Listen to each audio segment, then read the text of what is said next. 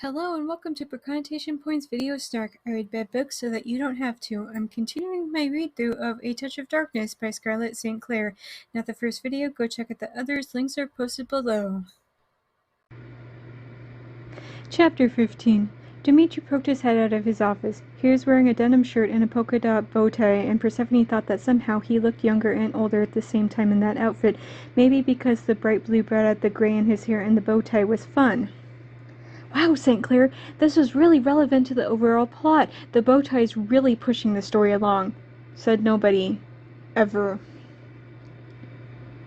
Some time passes and everybody continues to pester Persephone about what she's going to write about Hades next and about what. But not her friends, but like random strangers on the street who all randomly just happen to know who she is for reasons that are never explained. But the truth is that Persephone doesn't even know what she's going to write about. She thinks briefly about writing about the encounter between the woman and Hades promising to help the sick daughter, but decides not to because Hades had asked the woman to keep it a secret. Dimitri calls Persephone into his office and then gives her tickets to the annual must-attend event, a sort of fashion show / party / charity event with tickets that cost hundreds of dollars. All of the gods will be there except for Hades, who never attends. But about that, Dimitri says that Hades does attend but never allows anybody to photograph him.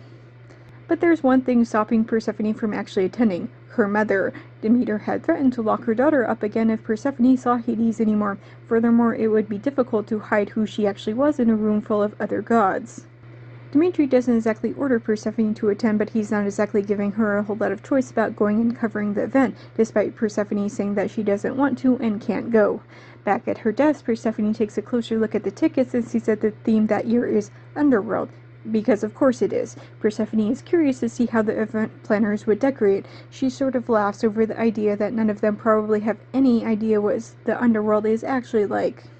And the event is also a masquerade, because of course it is. Persephone doesn't think that a simple mask would fool her mother, but wonders if Hecate might come up with something to help her. Val calls just then and says that Hades' assistant is there to see her, and Adonis is showing her up now. Adonis appears with Minthy, and the sight of Adonis fawning over Minthy makes Persephone feel even angrier towards Adonis. Minthy basically came because she's angry over the article. Persephone initially doesn't want to talk to the other woman, if only because she doesn't give a hoot about what Hades thinks, but Minthy convinces her by bringing up Persephone's contract with him. However, the second that they're alone in the interview room, Persephone starts in again about how Hades doesn't understand the living, which circles back to my main problem with this book, that Persephone is a whiny brat who never once cared about any of this until she herself got caught up in it, and that she herself is so naive to how the real world works that she sees things like Hades refusing to literally raise the dead and views it as Hades being a mean poo-poo head.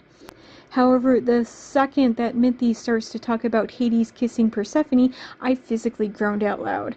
Minthy doesn't care about Hades' reputation or even about Persephone's contract. She only cares that this other woman is moving in on her territory.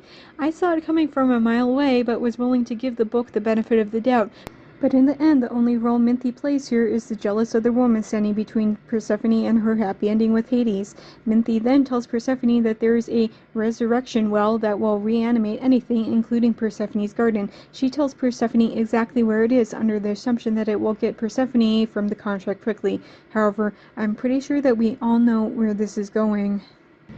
Chapter... We are not doing this right now.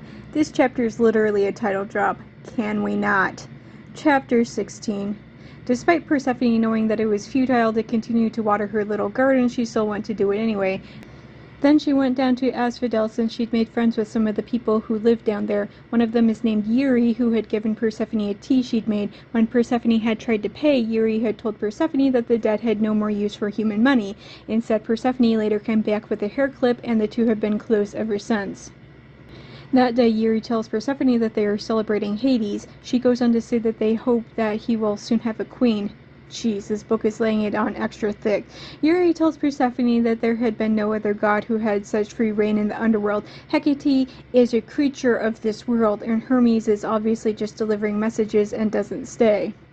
However, as you can imagine, Persephone doesn't view her relationship with Hades as anything remotely resembling a courtship. However, she feels like it would be a waste of time to try and argue the point with Yuri, so she doesn't. After a moment, a little boy comes over and begs for Persephone to play with him. Yuri almost calls Persephone something else, and Persephone feels weird that they would call her a title she doesn't deserve. Persephone agrees to play with the little children. The thought of children in the underworld naturally depresses Persephone, but she tries really hard not to think too much about their circumstances. She goes to a field and plays with them, along with Hades' 3 dogs, until she's really muddy. When she returns to the city, a blacksmith offers her a beautiful crown that's made to look like flowers with gemstones set into it. Persephone doesn't want to accept it because she knows that it would only encourage the people to continue to think that she would soon be their queen, but she knows that it would hurt their feelings if she refused, so she agrees to wear the crown. Everybody starts to party, but after a while, Persephone steps away. Hecate is there and the two of them leave together. As they're going, Persephone mentions the masquerade ball and asks if Hecate will help her. Hecate agrees. Since Persephone was dirty from playing with the children, Hecate takes her to a bath. She says that it's a private bath owned by Hades. After handing her the usual bathing supplies, Hecate leaves Persephone to it. In the water, Persephone thinks about her conversation with Minthi. She sees over the idea that she could be ruining Hades' reputation and thinks that Hades was ruining it all by himself. Thank you very much. She also isn't sure she can trust Minthi, which is funny because so far Persephone hasn't exactly shown that she has much intelligence or common sense. After a while, Hades comes in and asks Persephone about the crown. When she tells him who made it for her, Hades tells her about Ian the blacksmith's background. He had been blessed by Artemis to make weapons that would ensure that the owner could never be defeated, but he himself was killed because of this blessing. Persephone asks him why he didn't go to the celebration because it was held in his honor. He says that it was for her as much as it was for him, but goes on to say that he doesn't feel worthy of their celebration. Hades then asks to join her and she agrees. He strips naked, a scene that takes forever to get to the point. I'm already over their toxic relationship, so let's just move along now, shall we? He gets into the water where he asks that she enjoys her life in the mortal world and that she has no desire to be a proper goddess. Persephone says yes, that she doesn't want to be a proper goddess, but inwardly she thinks about how she always felt overshadowed by literally everybody else, including her own mother. But when she came to the mortal world, she discovered her passion for learning and writing. But Hades sees right through her and calls her out. However, this quickly turns from Persephone's motivations onto something more adult-oriented. Hades touches her, talks about how she looks at him with desire.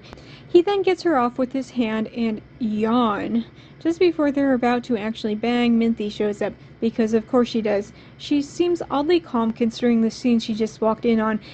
She asks about dinner, but says that she'll tell the cook that Hades is occupied and quickly leaves.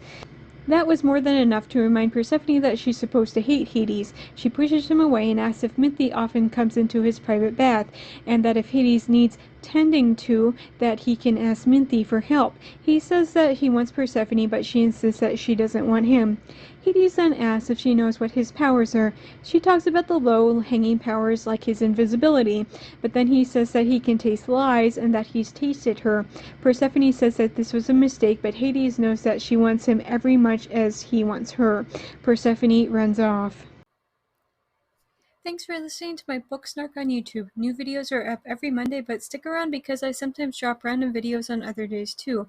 Just as a reminder, even if you can't financially support me, there are other ways to support me. The first is watching this video as well as all my other videos. It's also important to like and subscribe. Finally, you can share this video with all of your friends so that they can help as well. If you're already caught up with all of my videos, you can go to Tumblr for my main book Snarks, always free and updated every morning. And if you've already read all of my main Snarks, you can find even more Snark on my Patreon. You can access it for $1 a month. Plus, you also get early access to my main Tumblr Snark. Special thanks to Dawn, Phoebe, and Nikki for supporting me on Patreon already. If you want to hear your name in my video next week, either support me on Patreon or make a one-time donation. Do you like my Snark so much that you want me to snark your writing? I do that too! For just $3 per chapter, I will tell you how awful that your writing is.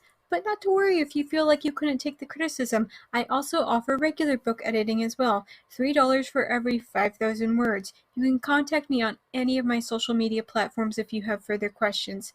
If you want to read some of the things that I've written, you can purchase my works on Amazon. I have a slew of erotic short stories and now 2 full-length novels. I also sometimes run flash sales on my stories, and if you don't follow me on any social media, you might want to do so just so you can know when I might be offering more things for free.